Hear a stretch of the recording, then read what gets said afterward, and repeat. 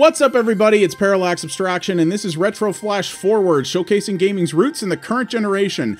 So I got a review code dropped on me for this the other day. This is Bullet Heaven 2, and this is a game that I had no real expectations for. I knew it was a shmup, and that it was ported over from Congregate, which is a Flash game platform. That usually doesn't inspire me with confidence. Flash games that are ported over to the PC usually are lousy ports of games that are not very good. Not the case with this one. This is a really good port of a really impressive game, and it amazes me that this was made by two people, one of whom is just the musician. And it's really, really something. There is an incredible amount of depth here, and this is actually a surprisingly good, if a little bit too twee shmup. So I'm going to go into that here, but yeah. This was a Flash game, and take a look at this options menu. Holy crap, yeah. So there's a lot you can change here. You can even cut the frame rate in half, which I don't know why you'd want to do that. It doesn't give any gameplay advantage. I'm guessing that's for people with lower-end machines who want the frame rate to be lower but also consistent, which is really, really cool. This is a game that would probably be fantastic on a laptop, so if you're in that situation, that might be good for you. But yeah, definitely best to play at 60 if you can.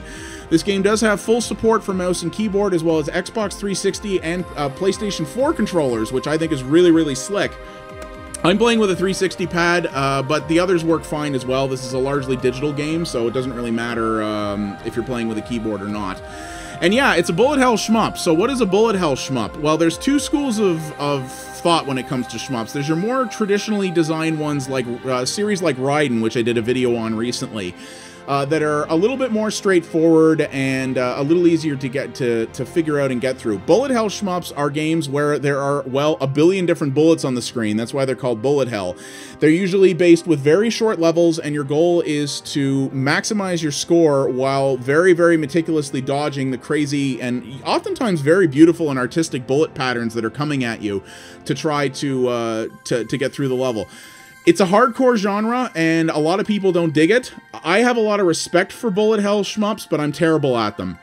This game is definitely one of those, and it can kick your ass, but it's also very accessible, and you can sort of wean your way into it, which I really, really like. So there is a ridiculous amount of depth here, and I'm going to go into that, but I'm going to show you the basics of how it works here. So there's three difficulties. There's normal, which is actually pretty easy, hard, and heavenly. Heavenly is the way this game is meant to be played. I have not beat a single level on heavenly yet. This game will step on your throat and make you say you love it. It is, oh man, it's brutal.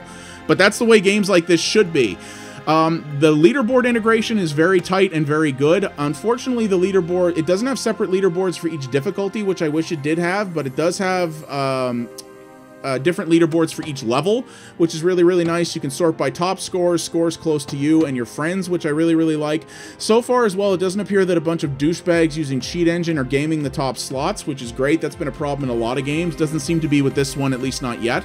It shows you your current rank in the leaderboards right in the menu, and when you complete a level and it phones your score in, it will actually tell you what position you landed on there. Very nice. I like that, because that's really the point of all shmups or score attack games, more so with bullet hells. So I got to show you the basics here. So I'm playing on normal, which is actually pretty straightforward. And then I'm going to show you a lot of the rest of the stuff. We will be spending some time in menus here, but trust me, it's worth it. So, all right, here we go. So I'm having this problem again. The game has had a problem for me a couple of times now where it doesn't... It wasn't doing this all during any of my research, but it's having a problem where sometimes when I start it up, it doesn't recognize my controller properly, and I have to restart it, which it looks like I'm going to have to do here, sadly. So, yeah, that's kind of a bummer. So, all right, guys, hang on 2 seconds. I'll be right back. All right, we're back. Sorry about that. This should work now. I think it has something to do. This game has a little launcher screen that comes up, and I think if you launch it by pressing the keyboard button there, that's what causes it to do that. So, minor little bug, but if you start it with the controller, then you should be okay. So now it's showing the mappings right. So, there is a story in this. It's kind of dumb, and it really is meaningless. It's just a little sort of pre- and post-level text thing that you can skip by pressing the start button. So, some people may like that. It doesn't matter to me. Now, you may also see as well that this game kind of falls... There is a weird genre of shmups that many people refer to as the cute-em-up, which are basically shmups that are extremely difficult but use this very, very cute, almost childlike aesthetic. that's what this one falls into. Everything, as you can see, is very, very twee and very, very just kind of a totes adorbs. It's not really for me, but I don't really care because the mechanical depth in this game is so nuts that you're not really going to be paying attention to the art that much, to be honest with you. So don't be put off by that cutesy aesthetic. This is not a simple game, and this is not a game for young people. Good God, no. This game is very, very tough. So it's kind of an interesting contradiction. That was kind of the whole thing of the cute-em-up genre, I think, was the joke of it all. The fact that, oh, look, it looks like this game that's real easy and made for kids, and really cute and made for kids, but actually, no, it's absolutely brutal. And that's what they're going for here. Like I said, not my favorite thing, but it's all right. But yeah, the mechanical depth, let's talk about that, because it is nuts. So you may notice that this is looking pretty easy so far. Well, I'm on the first level on the lowest difficulty, so don't be put off by that. So the way this game works is the levels are very short and everything comes in waves. So you have waves of enemies that are coming in. Your goal is to clear the wave out and get a perfect score. If you get a perfect score, that's how you're going to get the most score potential for the leaderboards. So a perfect score, we'll move on to the second level here. So a perfect score requires you to, in a wave, to not get hit and to not use any bombs. So like most shmups, there is a bomb option, which is, I'll demonstrate it here, which is just, it's supposed to be your get out of jail free card. So if you get stuck and you're screwed, you press this button and it clears the screen out and does a lot of damage to high level enemies. You don't want to do that. You want to get a perfect wave, which gives you one of those diamonds. And the advantage to that is obviously, other than the higher score in general, by getting a certain number of diamonds and completing a certain number of perfect waves, you'll get bonus waves, which will give you additional points. So you really want to do that. So the way you get a perfect wave is by taking no damage and by using no bombs. If you do take damage, the next perfect wave that you will give you a heart, which will give you one of your hit points back. If you don't have maximum hit points when you complete a wave by killing all the enemies, then you won't get a perfect. And if you use a bomb, you won't get a perfect. The bombs don't recharge, at least not by default, but if you don't, you want to make sure that you don't use one in a given wave to get a perfect. Also, there are some waves where enemies, like that last one I did there, where enemies can get off the screen before you kill them. If that's the case, you won't get a perfect. And also, if you run out of time, you won't get a perfect. There are timed waves. The time so far in my progression in the game has not been an issue. I suspect it will be on higher difficulties and in later levels, so you want to make sure of that. In addition to that, believe me, the scoring system gets way more complicated than even that. So, in addition to that, the enemies, as you can see here, you get points for killing enemies, but there's a multiplier based on those points that also goes up depending on what wave you're on, so you can get additional points from that. You can also get points from grazing. So grazing is very much a concept and a mechanic that was born in the bullet hell genre. So you're going to see here, I'll show you in the next level actually. So you see how my character here has that little white dot in the middle of him? That is the only part of me that will result in any damage. So as long as a bullet doesn't hit that dot, I won't get hurt. What grazing is when you let some of the bullets from the enemies hit your actual character model without hitting the hitbox zone. And the advantage to that is if you can pull that off, you get extra points for grazing. You don't get a lot of points per individual bullet grazed, but on the higher difficulties, you can get grazed by, in some cases, hundreds of bullets. And those add up and contribute to your bonus score at the end of the level. So it's actually really much to your advantage to do that. So you want to avoid the bullets, but it also is encouraging you to actually let the enemies shoot at you and let some of that stuff build up so that you can get the benefit of it. In addition to that, it gets even crazier. When you complete a wave, you also get small bonuses. You're going to see it here. If you watch where the bullets are, watch when I complete this here. Yeah. So when you complete a wave, all the bullets disappear, and you'll get bonus points for all the bullets that are left on the screen when the wave finishes. So in this second way, the game is actually encouraging you to let the enemies fill the screen with bullets and purposely make things harder for yourself. The best score attack games are the ones that balance out difficulty with incentives. So the ones that give you lots of different options to raise your score but don't require it. but they play on your greed instinct, and they're going to make you want to take advantage of them because you want to get on that high leaderboard position, and that's what this one does. There are so many ways to increase your score in this, and several of them are incredibly risky, but it does the risk-reward balance thing so well that it really encourages you to be risky, because once you get good at the levels and you're really going for that high leaderboard position, that's the way you got to do it. Is you need to take risks like that to increase, to obviously put yourself in more danger, but to also get yourself a higher score. So you see here, there's time taken, there's grazed. You see, you get all these extra bonuses here, right? And that's what contributes to your actual final score. So you really want to do that. It's honestly one of the most in-depth and best designed shmup scoring systems I've seen, and I've played and enjoy a lot of shmups. And I'm not kidding, I have seen few that have a scoring system with this much incentive and that do it this well. It's really impressive. The guy from Kupo Games who made this game clearly understands what makes good bullet hell shmups and clearly loves them, because if you didn't love this genre, you just couldn't make something this impressive from a scoring perspective. It's really great. And the leaderboard integration, as I said, is so tightly done in this game. It's just perfect in terms of how it makes everything balance out. I really like it. And it really impresses me. So yeah, we're gonna back out here, and I'm gonna show you some of the other the depth here and some of the difficulty. So there is an item shop. You can't buy funds with real money. This is all just money that you earn by playing the game. But the number of unlocks you get in this are insane. So there is a huge number of characters in this game, and each character has their own main weapon and sort of little bonuses and traits to them, which encourages you to do more stuff. I've been playing principally with Matt, who is one of the starting characters, but there are all these other ones, and as you can see, they're not cheap. It requires a lot of play to do that. In addition to that, you can unlock a ton of sub-weapons. So there are each character has 2 different weapons in this game, and I'm going to explain how that works shortly. But you can unlock different weapons for each character that all have completely different traits and abilities. So you're really encouraged to find the sort of optimal character and weapon combination that suits you, which is really amazing. There are also costumes you can unlock, which again, as you can see, they're for certain characters and they give additional bonuses. So like, for example here, the Red Wings increases your graze radius, and this is for the Natalie character. These are stuff from Matt, which is the guy I'm playing. Dyes Matt clothes green with cactus juice, boosts your bomb damage. So you have all these different things, and there's like a zillion combinations you can put together in this game in order to really change how it plays, and different combinations will work for different people, and you'll really want to take advantage of that. You can also buy cheats and handicaps.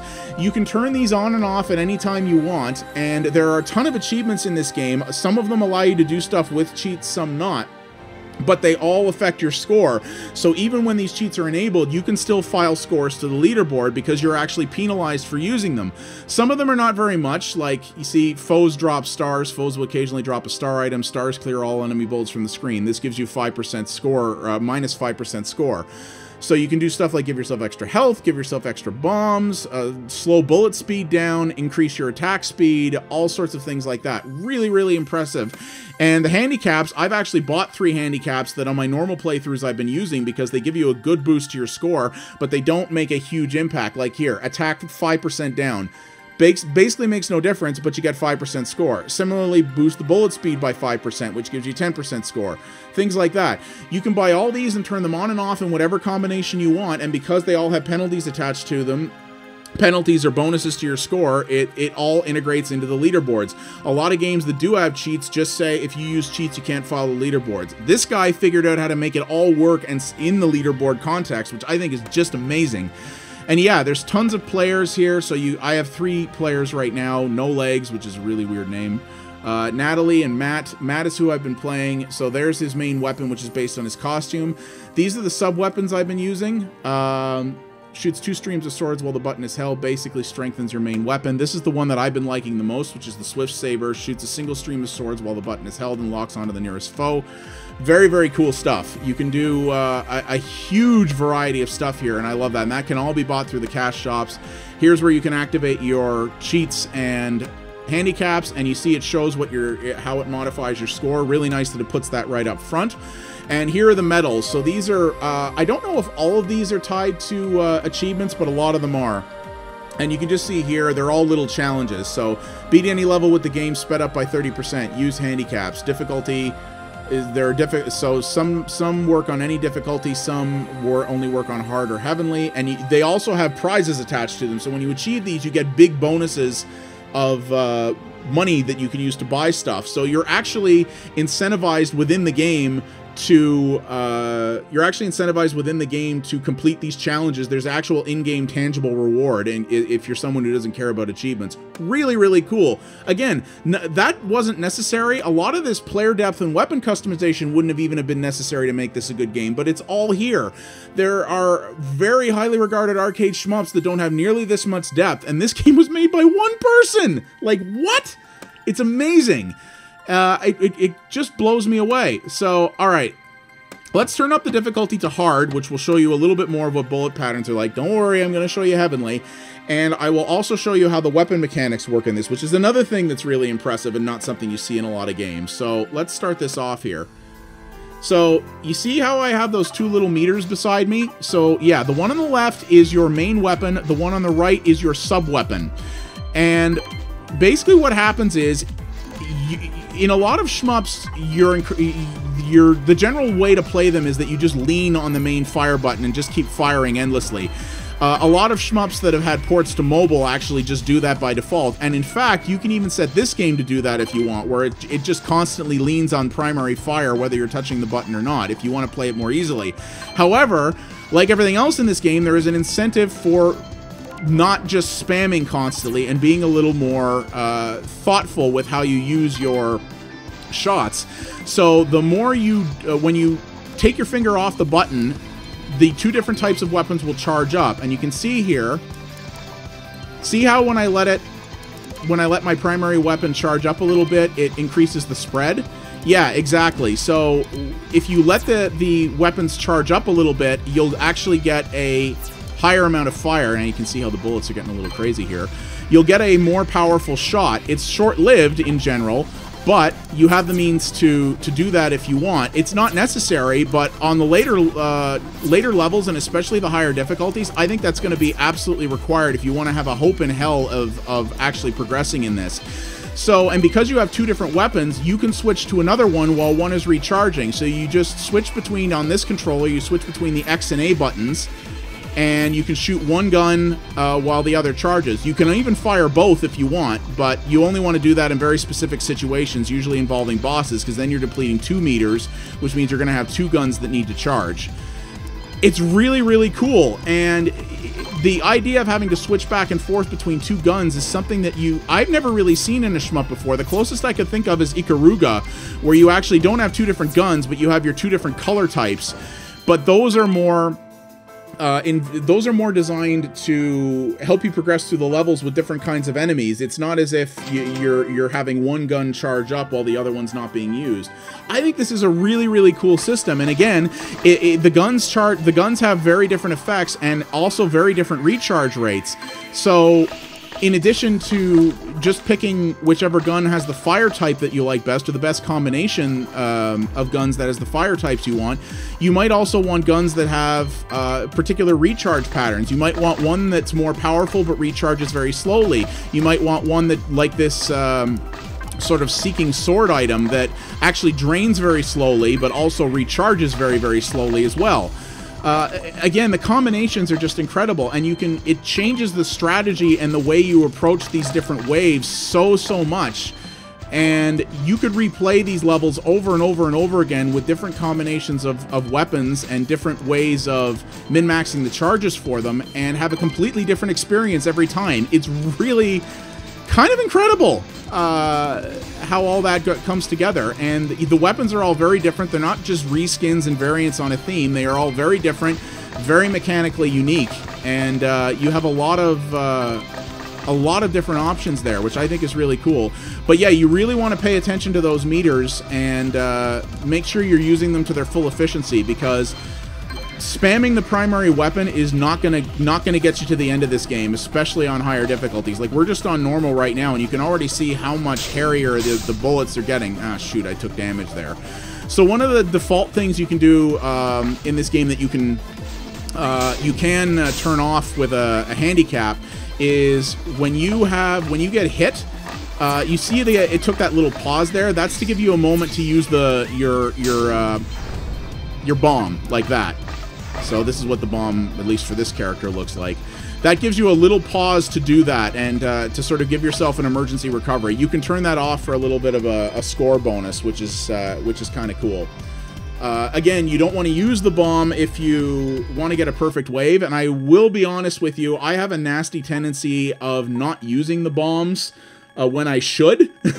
Simply because I keep trying to go for that perfect wave, and even if I've already gotten hit, which already breaks the perfect wave, that's why it gives you the pause, because if you've been hit, you already don't have a perfect wave, so it doesn't really matter at that point if you use a bomb. I'm still like, no, I can do this. I'm not gonna give up. I'm not gonna concede defeat by using a bomb. That's probably to my detriment, and that's something you really need to get over. So here's the boss of the first level that I'm going to show you here, and this is on normal mode. You want to see where the bullets can go. Oh boy. After this, I'll show you Heavenly, which is just, like I said, I haven't beaten one level on Heavenly yet. Remember again, this is the middle difficulty, and this boss has like 10 waves, by the way, that you have to get through. There are sequences where I have seen the game's frame rate drop quite a bit when there's been a lot of bullets on the screen, which doesn't seem to happen too much with this boss, but it has happened in other times, and I think that might just be a limitation of the game's engine, because I'm on a very powerful PC here, so that's kind of unfortunate, but it hasn't happened to me very often, so it hasn't made a huge deal. The game actually has a frame rate counter in the upper right there, so you can actually see how it's performing for you, which is another really, really neat little thing. You don't see that very often either. Oh, I'm not doing well here. I've beaten this guy on hard, but yeah, I'm kind of boning it up here. So yeah, like I said, I am not big on this sort of cutesy twee aesthetic, but it really doesn't matter, because if you're taking time to stop and appreciate the art in a bullet hell game, you're playing it wrong. Really, this is a lot like a rhythm game, like a music rhythm game, like Rock Band or something like that, where there may be cool art going on, but you really can't focus on it because you've got to watch the actual gameplay section if you want to have a hope of completing it. And when you're playing a bullet hell, that's very much what this is like.